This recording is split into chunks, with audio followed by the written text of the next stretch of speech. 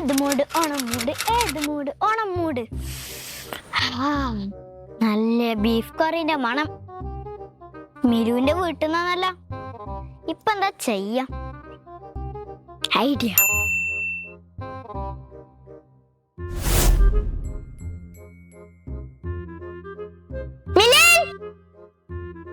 എന്താടാ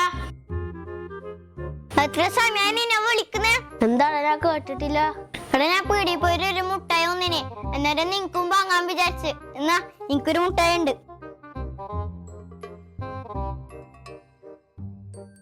താങ്ക് യുടാ. എടാ നമുക്ക് ഗ്രൗണ്ടിൽ കളിക്കാൻ പോയാലോ? കളിക്കാടാ. എന്നാ ഞാൻ എന്റെ ഉമ്മാനോട് ചോദിക്കട്ടെ.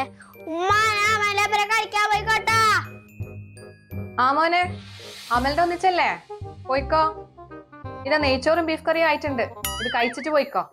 എന്റെ ചങ്ങായിനെയും വിളിച്ചോ.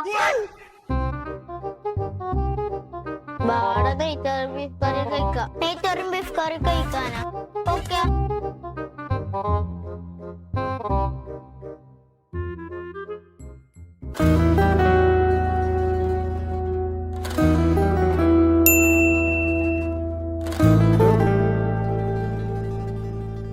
₹2 മുട്ടായി തന്നിട്ട് അന്നെ അങ്ങനെ അറ്റിക്കണ്ടാട്ടാ.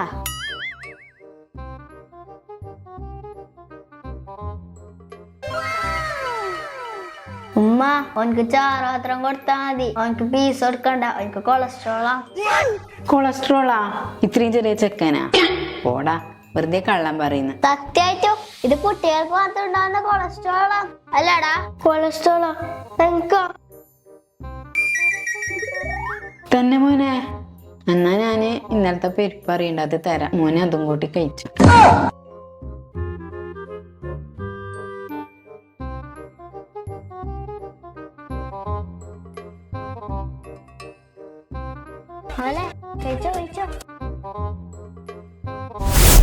നീ എന്താ വിചാരിച്ചിന്? ₹2 മുട്ടായി നല്ല അന്നെ ട്രിക്ക് ചെയ്തിട്ട് നല്ല ചൂടിലെ ബീഫ് കറി നെയ്ച്ചോറ് തിന്നാന്നാ?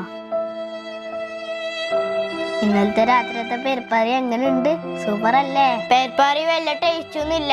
എന്റെ ₹2 മുട്ടായും പോയി. ഇനി വേറെ ആരെങ്കിലും വീട്ടില് ബീഫ് കറി ഉണ്ടോ നോക്കട്ടെ. ഇപ്പൊ കിട്ടും. വെല്ല ചെമ്പിലെടുത്ത് വെച്ചിട്ടുണ്ടാവും. ഹോട്ടലിൽ പോയിട്ട് ഭക്ഷണം കഴിക്കാൻ വിചാരിച്ചു പൈസയും ഇല്ലാലോ.